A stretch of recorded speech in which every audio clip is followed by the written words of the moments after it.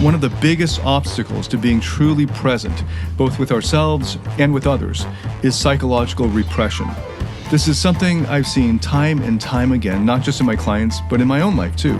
When we talk about being present, what we're talking about really is about being fully engaged in the moment, being tuned into our emotions, our thoughts, and our surroundings. But here's the catch.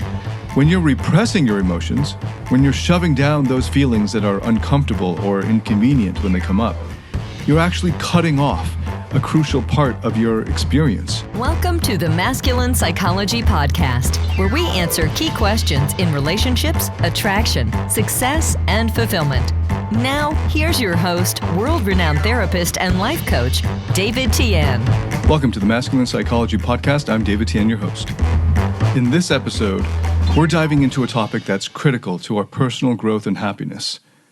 I'm going to be giving you concrete steps to achieve true and lasting happiness, fulfillment, love, joy, and peace. And we're not just talking about temporary fixes here. We're talking about transformative changes that redefine your life. The steps I'm covering here are so crucial because there's a pervasive myth in society today, especially among high achievers. And that myth is that you can use repression as a reliable and sustainable tool for success. And this is when you push down your emotions in order to stay focused and driven. But here's the thing. If you believe this lie, you're setting yourself up for burnout and a lack of fulfillment and a life of regret later. You won't be able to experience the highest highs of emotions or deeply connect with key parts of yourself or truly connect with other people. Instead, you end up sentencing yourself to a life of dead-end affect, where true joy and fulfillment remain just out of reach. Repressing your emotions might seem to work in the short term. It might get you through that stressful project or that tough conversation. But in the long run, it's like trying to hold a beach ball underwater. It takes a ton of effort and eventually it's going to just pop back up, often unexpectedly and in ways that can be more disruptive than the emotions themselves and sabotage your long-term goals. In the last episode of this podcast, I explored the dangers of repression, how it stifles our emotional growth, how it affects our relationships in many negative ways, and can lead to a sense of disconnection from both ourselves and from others. And in this episode, I'm building on that. We're going beyond understanding the problem to tackling it head-on. Through the therapeutic process I'm outlining in this episode, we can start to address these repressed emotions and parts of ourselves. This isn't about lying on a couch and just talking about your problems or your childhood. This is about engaging in active, transformative work that aligns your emotional and rational selves. It's about rediscovering parts of you that maybe you've silenced or exiled and learning how to integrate them into your life. Throughout this episode, I'll be sharing with you not just theories or ideas, but real-life examples and strategies. We're going to talk about practical steps that you can take to start this journey. And remember, this isn't just for those who are struggling. This is for anyone who wants to live a richer, more fulfilling life. So if you've been following along in the last two episodes, you know that one of the biggest obstacles to being truly present, both with ourselves and with others, is psychological repression. This is something I've seen time and time again, not just in my clients, but in my own life too. When we talk about being present, what we're talking about really is about being fully engaged in the moment, being tuned into our emotions, our thoughts, and our surroundings. But here's the catch.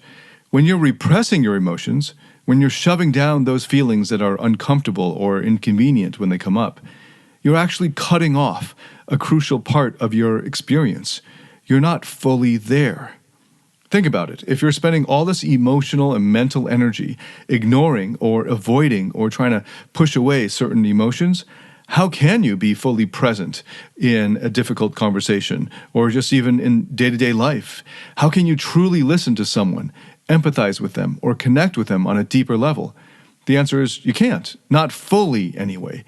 By working through and healing this psychological repression, you're not just dealing with your past, you're opening yourself up to a more authentic and connected present.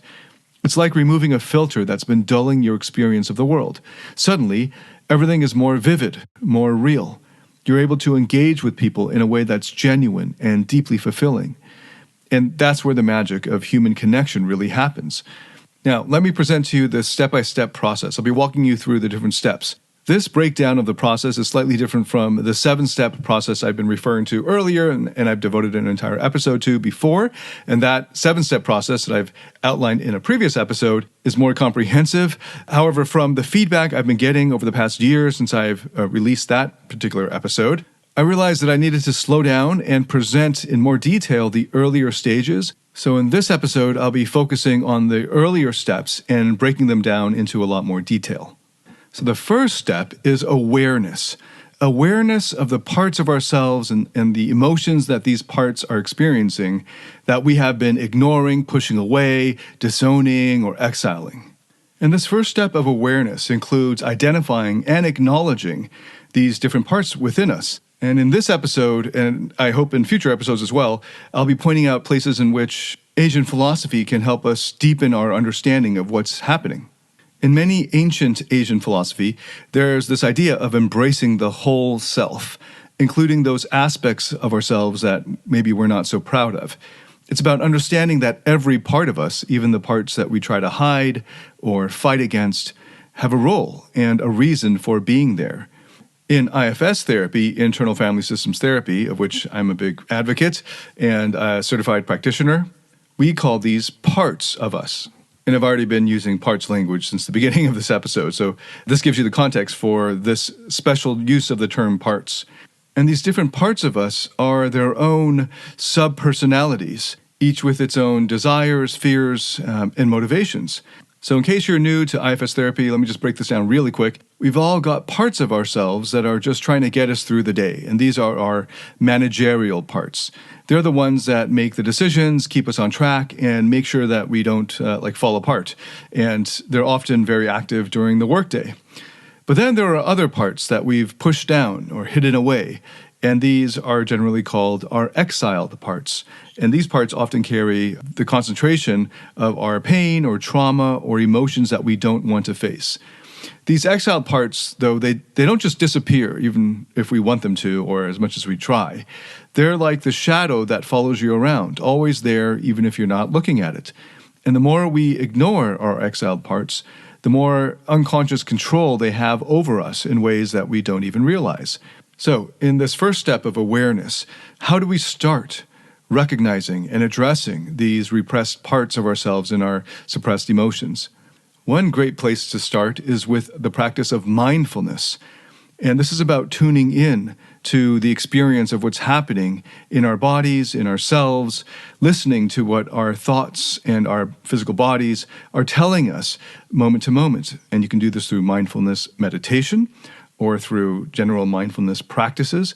In my online program, Emotional Mastery, for the first set of modules, about 2.5 months, our focus is on mindfulness practices to develop presence. I recommend that you take this seriously, because a lot of people don't. Take it seriously as a skill. It's a skill that you can learn and get better at and master. And just like any other skills, you're generally going to suck at it at first, but the more practice you get and the deeper you understand the different aspects of the skill, the better you'll get at it. So it's a skill that you can hone to be present with yourself, with the thoughts and emotions and physical sensations that are going through your body from moment to moment. This is the first step to undoing the unconscious repression and becoming truly present to yourself, to others, and to your experience of life. As you get better at this skill, when you feel a strong emotion that maybe you consider painful or negative, instead of pushing it away, sit with it. Ask yourself, what part of me is feeling this?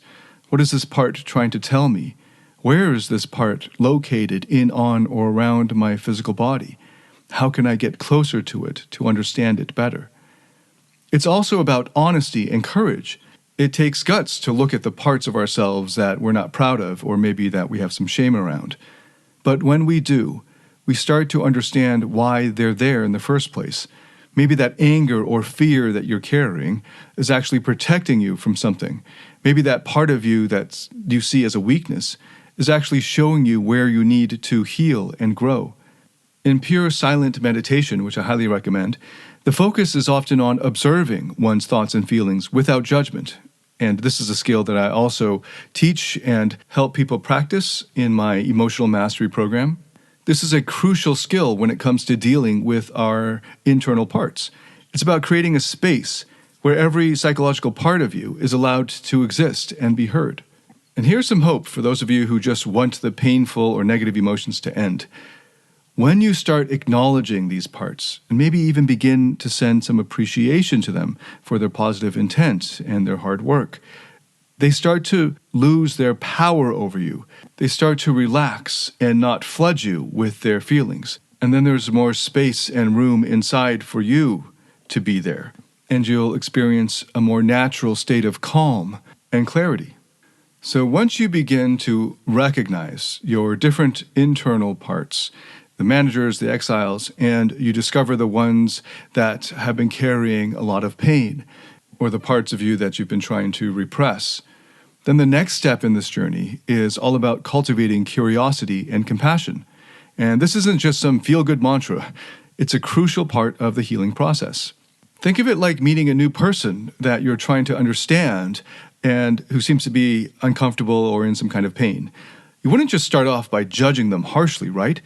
You'd be curious about who they are, what their story is, why they're crying. It's the same with our inner parts.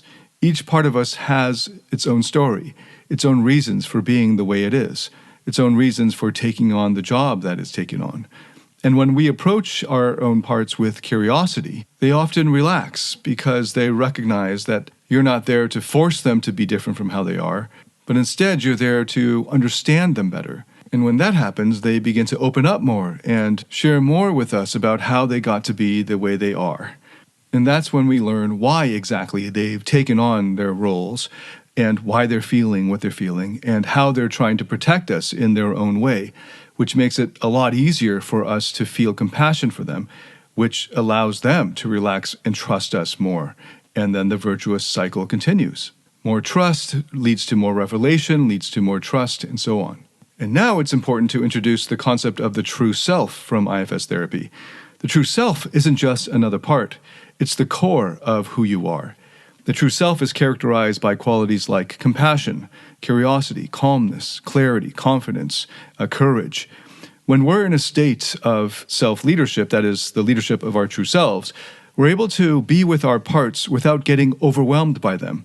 We can be compassionate, understanding, and curious, even when dealing with parts of ourselves that are hurt or scared. And when we are in the state of our true selves, our parts are able to relax more because they can trust us. So as you cultivate more curiosity and compassion for those parts of ourselves that we might have been repressing, you'll naturally enter into the state of your true self. Many ancient Asian philosophies emphasize the idea of radical self-acceptance, accepting every part of ourselves, the good and the not so good. It's about understanding that every part of your journey, every aspect of yourself is essential to who you are. In practices like meditation and mindfulness, there's a focus on observing without judgment, on being present with what is, rather than what we think we should be. Cultivating this kind of radical self-acceptance is a game changer. It means not just tolerating the parts of ourselves that we don't like, but truly accepting them, and even further, appreciating them. It's about acknowledging that even the parts that might have caused us pain or embarrassment in the past, even they have a role. They're trying to protect us, to keep us safe, even if their methods are now outdated. They were adaptive back then when they first started doing their jobs, but they're maladaptive now. So again, the next time you're feeling a strong emotion or find yourself reacting in a way that you don't like, take a moment and ask yourself, which part of me is driving this? Can I approach this part with curiosity instead of judgment? Can I offer it some compassion? Remember, these parts of you developed for a good reason. They were solutions to problems you faced at some point in your life back then. And by understanding them better, by approaching them with compassion and curiosity, you begin this process of healing and integration and becoming stronger and growing. You start to move from a place of fragmentation to a place of wholeness. No No matter their physical strength, for many men, emotions are too much for them to handle. It's why they can't give women the deeper levels of emotional intimacy and connection that they crave. It's why they fail to be the man that modern women desire most. A man with inner strength. A man who has mastered his emotions. Find out how to master your emotions through David Tian's Emotional Mastery Program. The Emotional Mastery Program is a step-by-step system that integrates the best of empirically verified psychotherapy methods and reveals how to master your internal state and develop the inner strength that makes you naturally attractive, happy, and fulfilled. Learn more about this transformational program by going to davidtianphd.com/emotional mastery. That's DAVIDTIANPhD.com/emotional mastery. So now let's get into the third step, and this is an incredibly vital step, and this is where you deepen and develop the relationships with your protective parts. And these are the parts that have been working overtime, like the managerial parts I mentioned. And they often, for adults, have been working for decades to keep our vulnerable, exiled parts hidden away. They're like the guards at the gate, ensuring that the pain, the trauma, or any unwanted emotions stay locked away. But here's the thing, as much as they're trying to protect us, as we get older, they often cause more harm than good. Here's an example. Picture a guy named, let's call him Jack. Jack's a high achiever, always pushing for success. And on the surface, let's say he's got it all. The career, the car, the condo, the cash. But Jack has a protective part that's always on guard. It's constantly telling him, you can't show weakness. You can't let anyone see that you're not perfect. This part of Jack is terrified that if he shows any vulnerability, he'll lose respect, lose his edge, and then everything will come crashing down. So what does Jack do? He ends up keeping everyone at arm's length. Yeah, he's got some friends, sure, but they're never really that close to him. He's had relationships, but they never go very deep. Because every time someone gets too close, that protective part of him slams the door shut on his heart or on the vulnerable parts of him. It's scared to let anyone see the real Jack, so to speak, the one who isn't always confident, or the one who has doubts and fears, the one who's more than just his achievements. So this protective part isn't the enemy. It started off as a way for Jack to cope with a world that seemed to demand perfection in order for him to be accepted. But the problem is this part is stuck in a pattern. It's like a software running on an old operating system. It's outdated and not serving Jack anymore, and he gets stuck in this loop.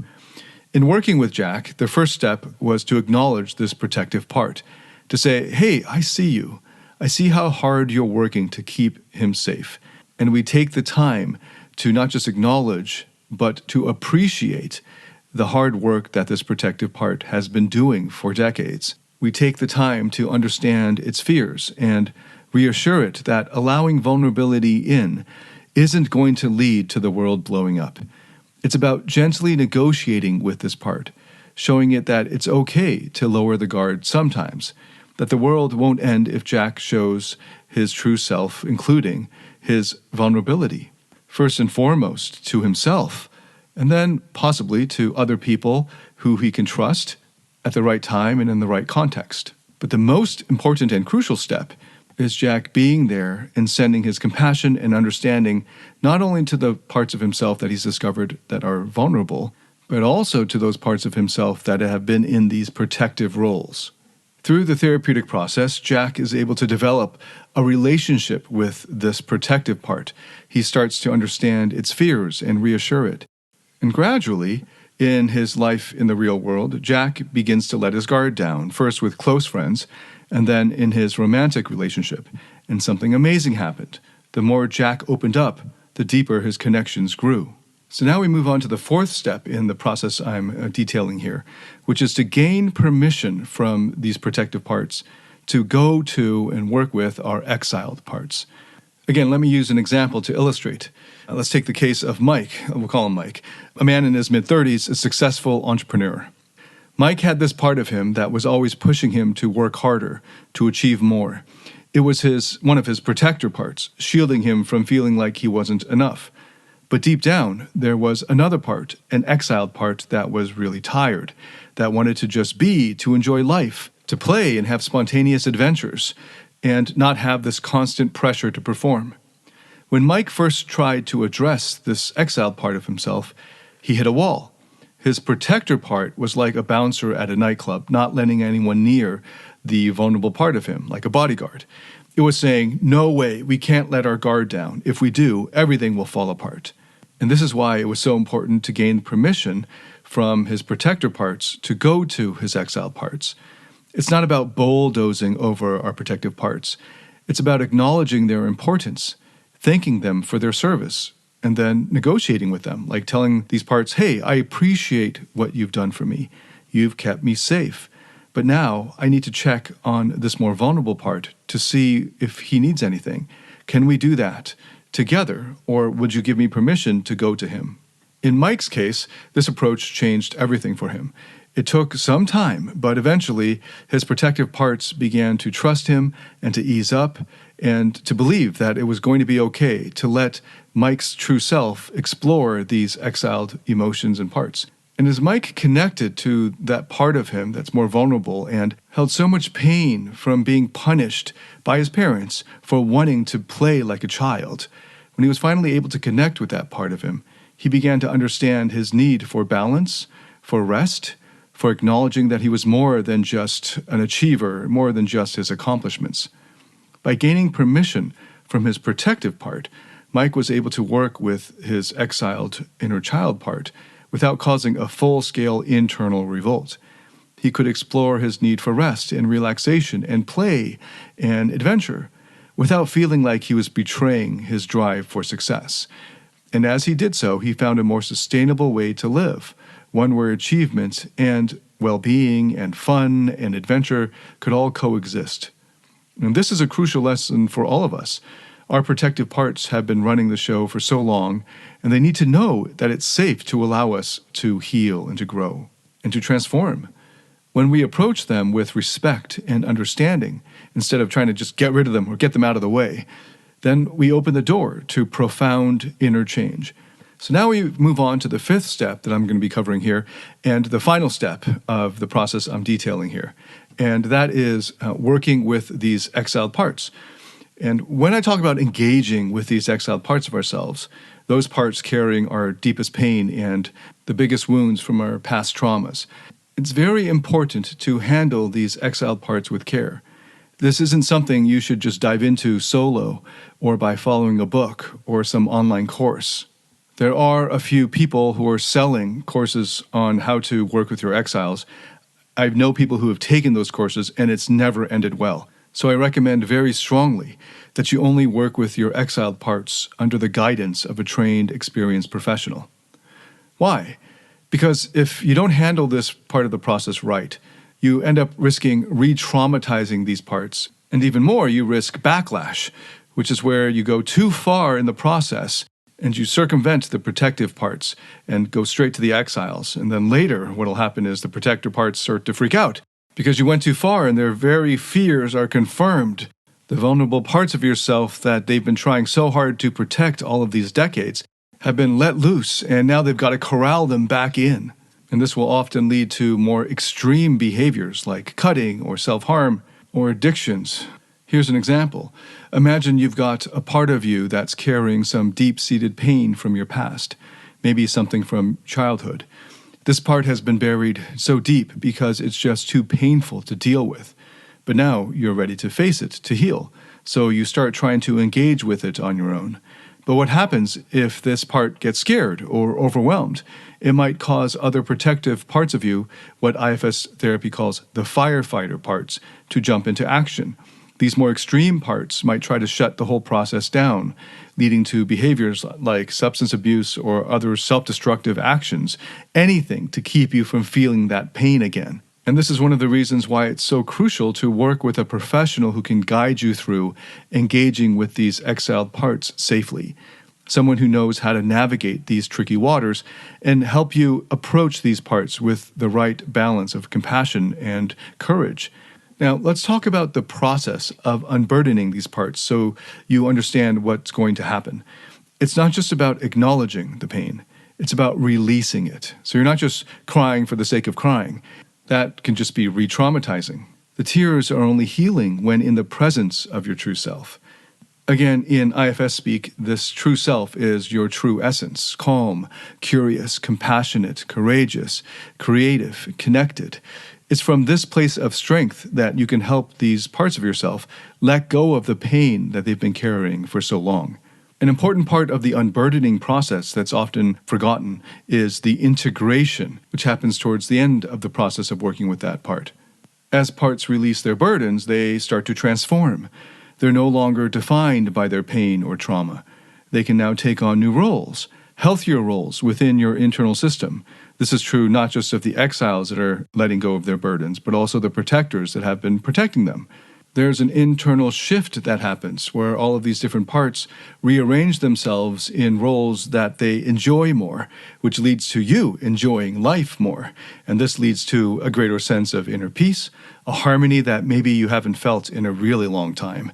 And instead of inner conflict, you experience more and more integration inside.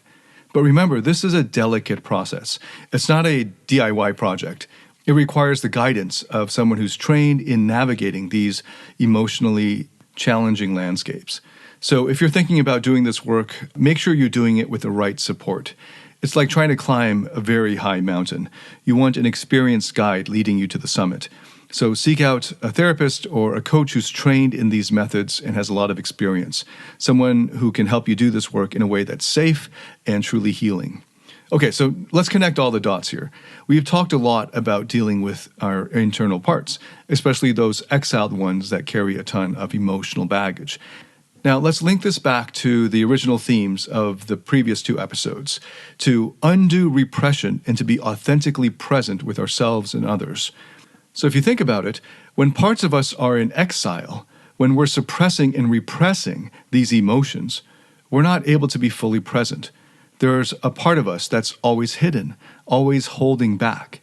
It's like trying to have a deep conversation with someone while you're also texting under the table. You're not fully there, and both you and the person you're with can feel that lack of presence. By working through these internal conflicts, by acknowledging, appreciating, unburdening, and integrating these exiled parts, we start to lift the veil of repression. It's like clearing the fog that's been clouding our view. We start seeing ourselves and the world around us more clearly. We become more present because there's less of us hiding in the shadows. And here's the really beautiful part about this. When you're more present with yourself, you naturally become more present with others. It's like a ripple effect. You start listening better, understanding deeper, and connecting on a level that you might not have thought possible. Your relationships start to transform. Conversations become more meaningful. Bonds strengthen. Why?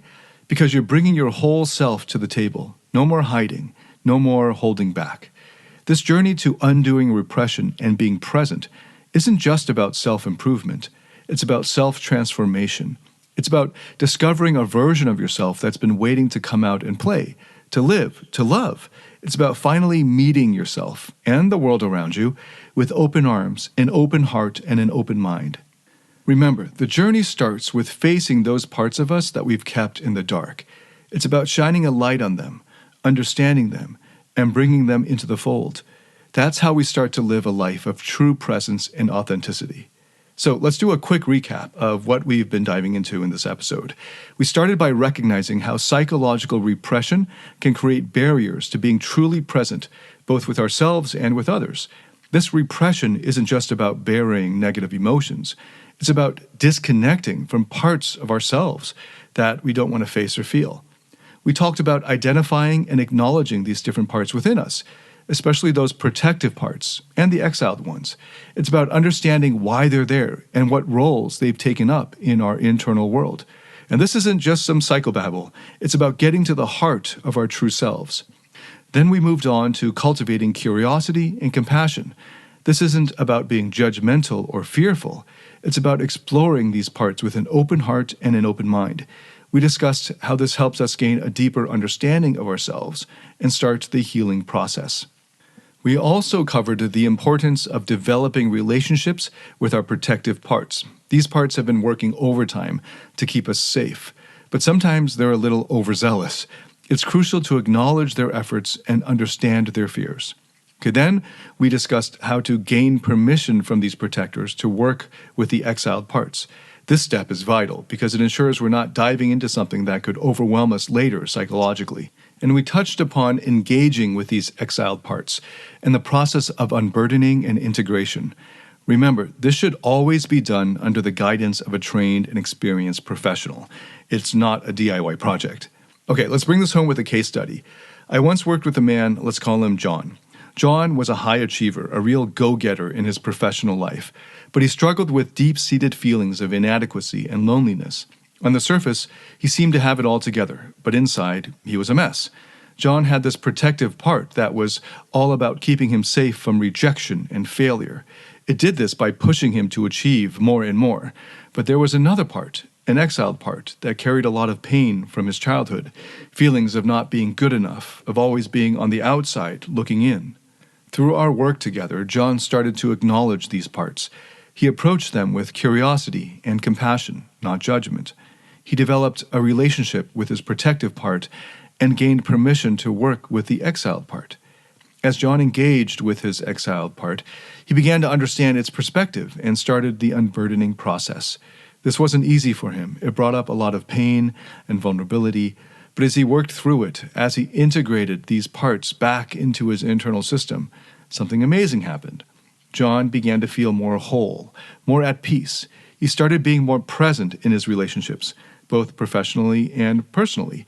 His need for constant achievement lessened, and he began to enjoy his life more. He was no longer driven by a fear of failure or a fear of rejection, but by a genuine desire to connect and to share who he truly is with others. This transformation didn't happen overnight. It was a journey, but it was one that brought John to a place of greater authenticity and deeper presence in his life. So, working through our repressed emotions and parts isn't just about feeling better.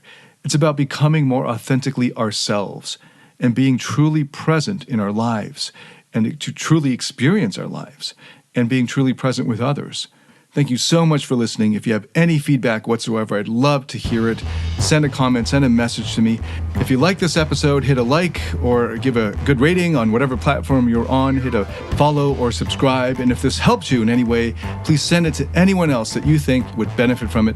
Thank you so much for listening. I look forward to welcoming you to the next episode. Until then, David Tian, signing out.